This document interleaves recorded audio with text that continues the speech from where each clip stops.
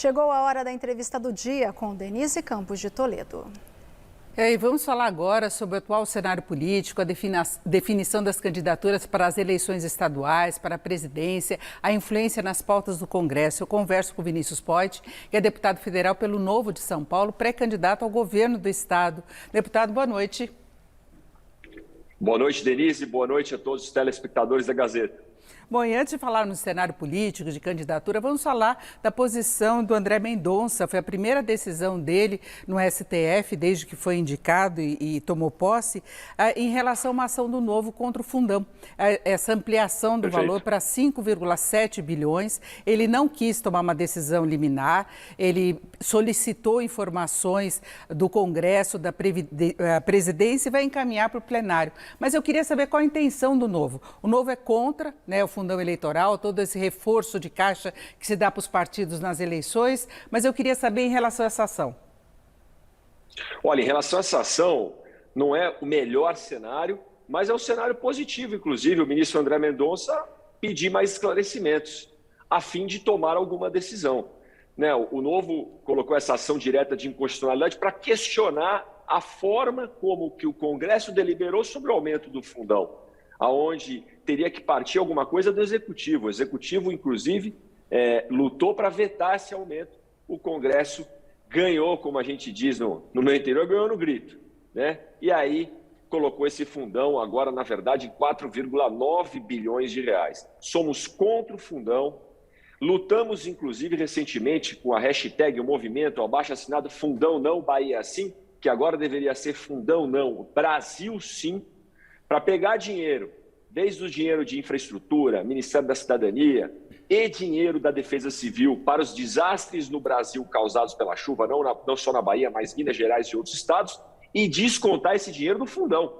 Não vamos endividar mais o Brasil, vai tirar esse dinheiro da onde? Tira do fundão, que já é um absurdo e um desrespeito com o povo brasileiro.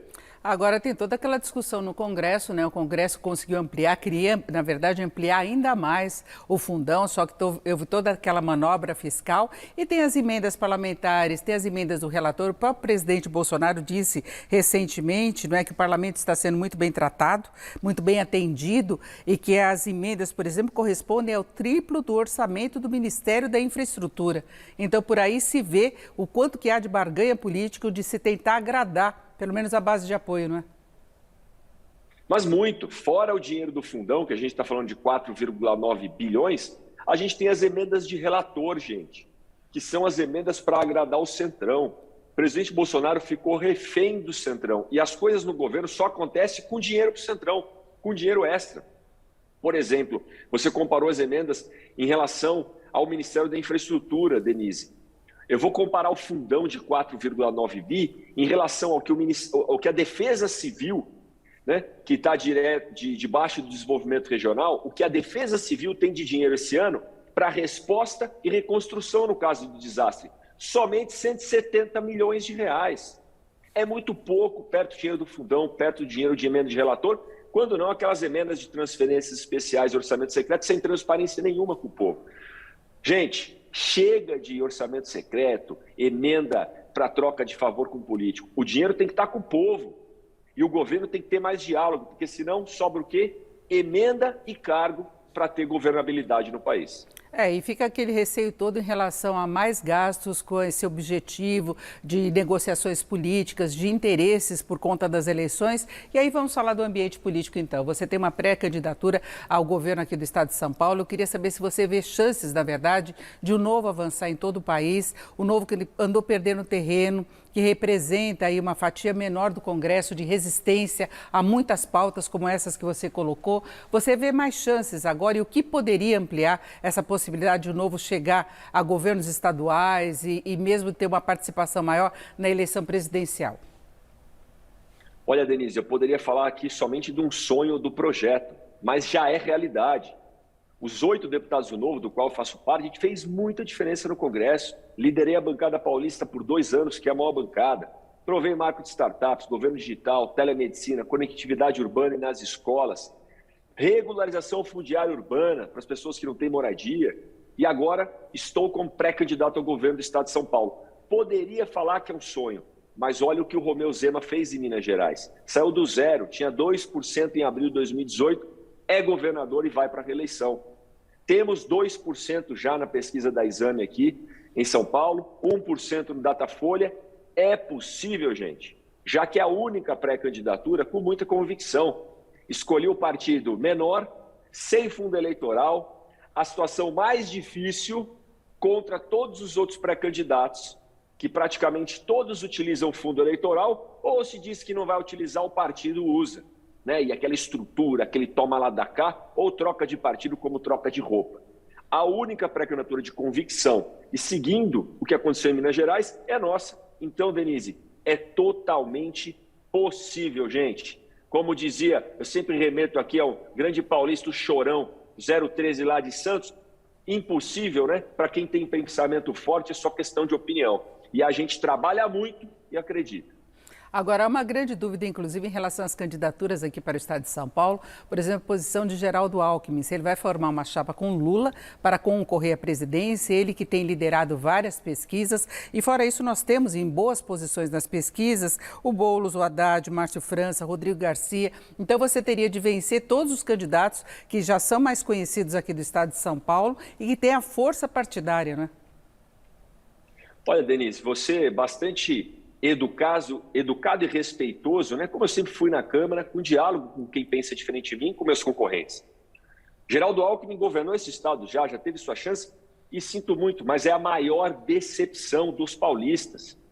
Mostrou que também não tem convicção ao cogitar ser vice do Lula, e provavelmente vai ser vice do Lula. Boulos pode ter um diálogo com jovens, pode vir com alguma ideia diferente, das quais eu discordo totalmente. Mas o Boulos nunca ganhou uma eleição, não provou nada, nem na vida privada, nem na vida pública, gente. Como é que vai gerir o estado de São Paulo inteiro? Conhece a capital.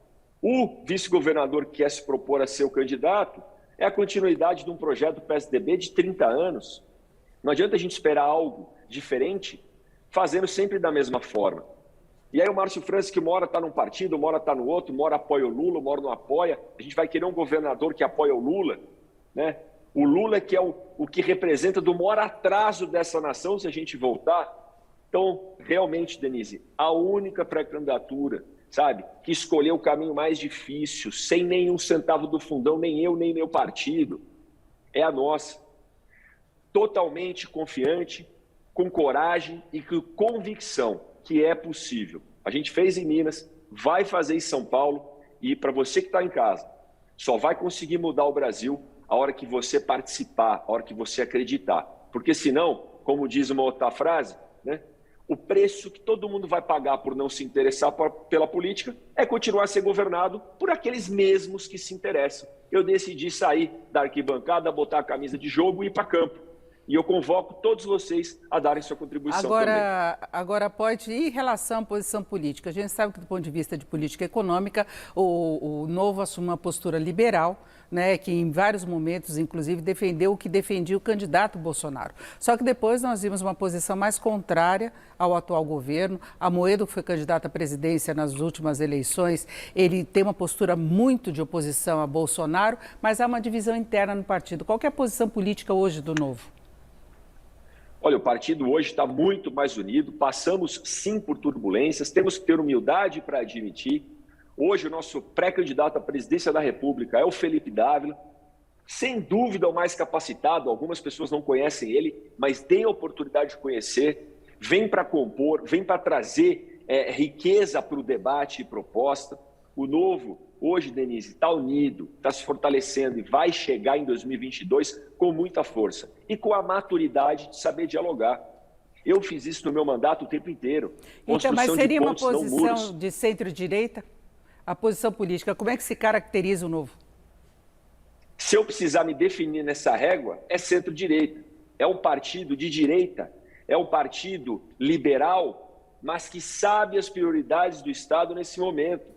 O Estado se faz necessário para garantir uma educação básica para todo mundo, saúde, segurança pública e ajudar os mais vulneráveis, os menos favorecidos no ambiente de crise, de 15 milhões de desempregados. A gente precisa, sim, olhar para a assistência social, mas com a porta de saída, com a capacitação para as pessoas poderem caminhar sozinhas lá na frente, sem depender do Estado para sempre.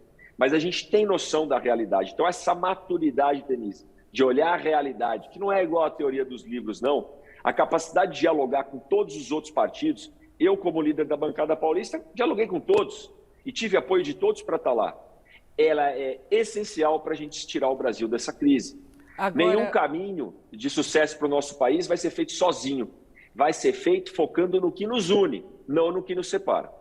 Você já falou nessa confiança de poder repetir o que o Zema fez em Minas Gerais, que na última hora aí é que ele conseguiu passar à frente e vencer as eleições para o governo de Minas. Agora, há um risco de repente, o Novo reduzir a bancada na Câmara. Eu falo isso porque, além da sua pré-candidatura, tem do Paulo Ganimi também no Rio de Janeiro.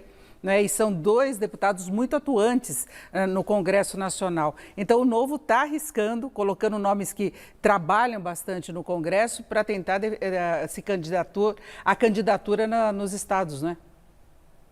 Denise, a gente vai ter a candidatura à reeleição do governador Romeu Zema, Paulo Ganimi confirmado pré-candidato ao governo do Rio, eu aqui pré-candidato ao governo do estado de São Paulo, provavelmente o pré-candidato ao governo do Espírito Santo.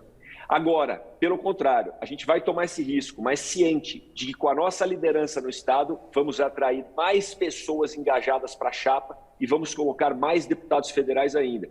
Cumprindo, inclusive, o que eu acredito, que é formar sucessão, que é dar espaço para a juventude, para novas pessoas que vêm para a política.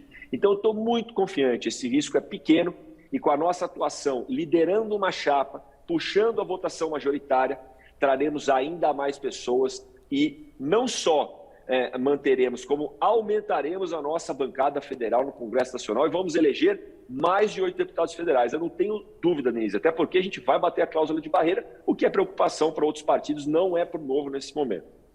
Temos só um minuto, eu queria saber em relação às eleições para a presidência, uma possível terceira via, sem otimismo exagerado com o nome de Luiz Felipe Dávila, você vê a possibilidade de alguma união ainda no primeiro turno para fazer uma frente para garantir uma terceira via? Olha, essa é a única saída que a gente tem para o Brasil. Se Felipe Dávila, João Dória, Sérgio Moro e outros possíveis como Simone Tebet, Alessandro Vieira, não sentarem para conversar e colocarem uma candidatura só na praça, muito difícil a gente vai ter uma terceira via viável. E de todos esses, os que têm que conversar e abrir mão de algum protagonismo e cuidar do ego próprio, é o Dória e o Moro, né? Que eu acho difícil cada um ceder, mas eles vão ter que escutar a população, olhar as pesquisas e ceder. Perfeito. Porque se pensar em projeto individual, nós vamos levar o Brasil para o buraco e vamos entregar o Brasil para o PT de volta, o que é um desastre total. Ouvimos o Vinícius Potti, que é deputado federal pelo Novo de São Paulo e pré-candidato ao governo do estado de São Paulo. Deputado, muito obrigado, uma boa noite. Eu que agradeço, Denise, uma boa noite, bom trabalho a todos.